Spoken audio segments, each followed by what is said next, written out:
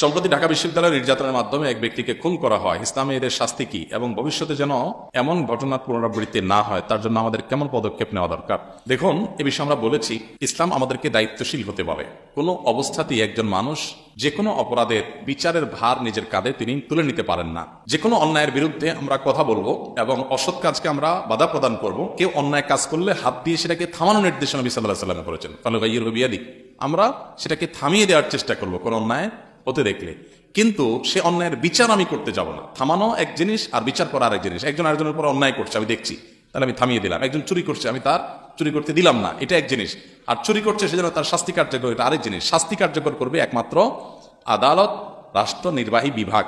আল মওসুআ আল ফিকহিয়া আল কুয়েতিয়া বর্তমান বিশ্বে মাসআলা মাসাইলের সবচেয়ে নির্ভরযোগ্য এবং সবচেয়ে বড় যে সংকলন রয়েছে, সেই মওসুআ ফিকহিয়া কুয়েতিয়া বা কুয়েত ভিত্তিক বা কুয়েত থেকে আপনার যে ফতোয়া এবং মাসআলা মাসাইলের যে বিশ্বকোষ এনসাইক্লোপিডিয়া প্রকাশিত হয়েছে বহু খণ্ডে, সেখানে পরিষ্কার করে ওলামা একরামের মতামত উল্লেখ করে শেষে ফাইনাল সিদ্ধান্তে আসা হচ্ছে এটি যে কোনো দণ্ডবিধি, শরীয়তের কোনো দণ্ড, এটা কার্যকর ব্যক্তিগত পর্যায়ে কেউ করতে পারেন না। নবী করিম সাল্লাল্লাহু আলাইহি ওয়াসাল্লামের সময় আপনি দেখেছেন যে বিভিন্ন হাদিসে দেখবেন যে সাহাবীরা কেউ অন্যায় করেছে, এমন কোনো কাজ করেছে যার কারণে তার আসলে মৃত্যুদণ্ড হওয়া উচিত। এরকম পরিস্থিতিও যদি হয় তো সাহাবীরা নবী সাল্লাল্লাহু আলাইহি ওয়াসাল্লামকে বলতেন যে আল্লাহ রাসূল, আমাকে অনুমতি দেন, আমি এই লোকটাকে মৃত্যুদণ্ড কার্যকর করি। সে এমন কাজ করেছে যে তার মৃত্যুদণ্ড আরোপ হয় তার উপরে।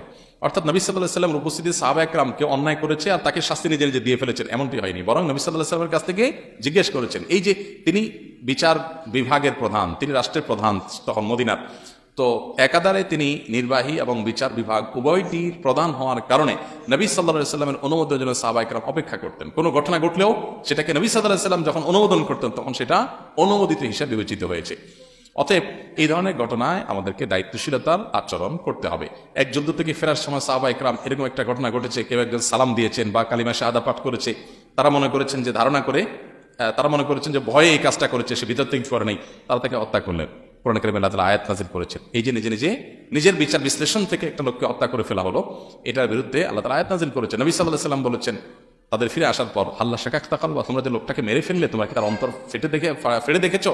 তুমি ধারণা করে একটা লোককে মেরে ফেলতে পারো? চুরি করলে যেখানে হত্যা করা বা মৃত্যুদণ্ড দেওয়া এটা প্রচলিত আইনেও নাই, ইসলামেও শরিয়া আইনেও নাই, সেখানে আপনার একজন মানুষকে চুরির সন্দেহে মেরে ফেলা, এ ধরনের মানসিক ভারসাম্য শারীরিকভাবে দুর্বল থাকে, এর সাথে লজ্জাজনক বিষয় আর কিছু হতে পারে না। এদের দৃষ্টান্তমূলক শাস্তি হওয়া উচিত।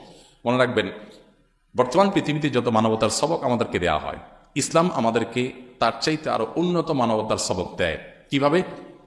আজকের পৃথিবীতে দেখবেন যে মানুষ মানুষের প্রতি জুলুম করবে না, কেউ কাউকে খুন করবে না, কেউ কারোর সম্পদ হরণ করবে না, কেউ কারোর সম্মান হরণ করবে না, এইসব বিষয়ে বহুত নীতিবাক্যের কথা বলা হয়। ইসলাম তো এগুলোর কথা বলেই, এর পাশাপাশি এমন বিষয়ের কথা ইসলাম বলেছে যে আজকের পৃথিবীর মানবতাবাদীরা এখনো পর্যন্ত সেই বিষয় নিয়ে চিন্তা করার সুযোগ হয়তো পায়নি। সেটা হলো যে কোনো মানুষকে অন্যায়ভাবে হত্যা করা, বিচারের ভার নিজের কাঁধে তুলে নেওয়া, এটা তো অপরাধী। এমনকি মনে মনে একটা মানুষ সম্পর্কে আপনি কোনো একেবারে প্রমাণিত কোনো বিষয় না হলে জাস্ট ধারণার উপর ভিত্তি করে একটা মানুষ সম্পর্কে আপনি খারাপ চিন্তা করলেন, মনে মনে লোকটাকে চোর মনে করলেন, খারাপ মনে করলেন, আসলে সে চোর হিসাবে সাব্যস্ত হয়নি, প্রমাণিত হয়নি। এই যে ধারণা করে একটা মানুষের প্রতি খারাপ, এটা মনে মনে করলেন, মনে মনে ধারণা করলেন, এটার কারণে আপনি আল্লাহর কাছে অপরাধী হবেন। অর্থাৎ মনে মনেও কারো সম্পর্কে বাজে চিন্তা করা, এটা ইসলামে হারাম এবং নিষিদ্ধ। আজকের তথাকথিত সভ্য পৃথিবীতে মানবতাবাদের কথা যারা বলেন, তাদের কাছেও কিন্তু মানবাধিকারের কথা যারা বলেন, মুখে খই ফোটান, তাদের কাছেও কিন্তু কারোর ব্যাপারে মনে মনে খারাপ চিন্তা করাটা অপরাধ না। আপনি মনে মনে যদি কাউকে নিয়ে কোনো নারীর সৌন্দর্য দেখে মনে মনে যদি আপনি খারাপ চিন্তা করেন, জল্পনা কল্পনা করেন, পৃথিবীর কোনো বিচারে, কোনো আদালতে এটাকে অপরাধ হিসেবে চিহ্নিত করে না।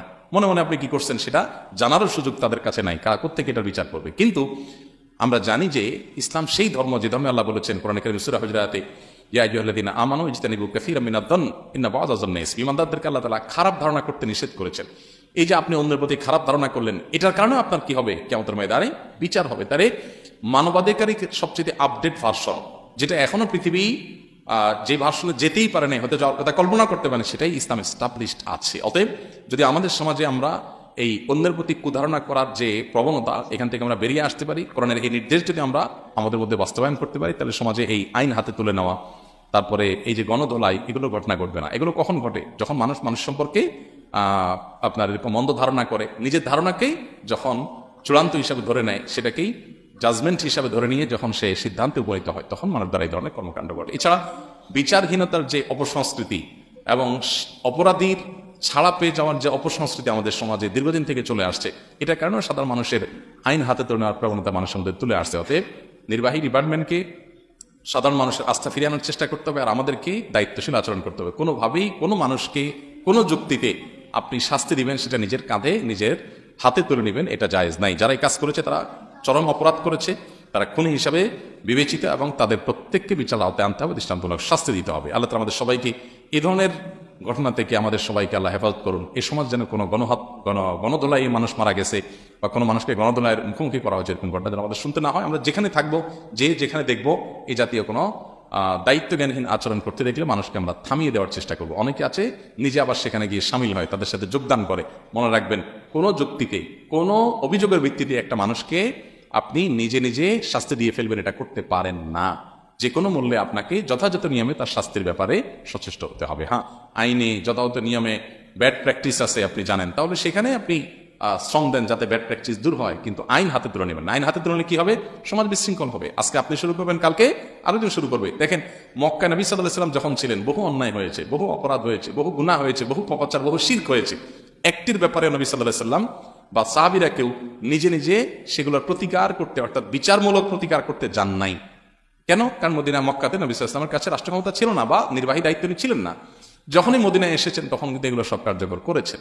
অতএব এখান থেকে বোঝা যায় যে মনে চাইলো আর আমি বিচারের ভার আমার হাতে তুলে নিলাম, এটা যদি করতে থাকি সমাজ বিশৃঙ্খল হবে, অসুন্দর হবে, যেটা ইসলাম চায় না। আল্লাহ তাআলা আমাদেরকে বোঝার তৌফিক দান করুন।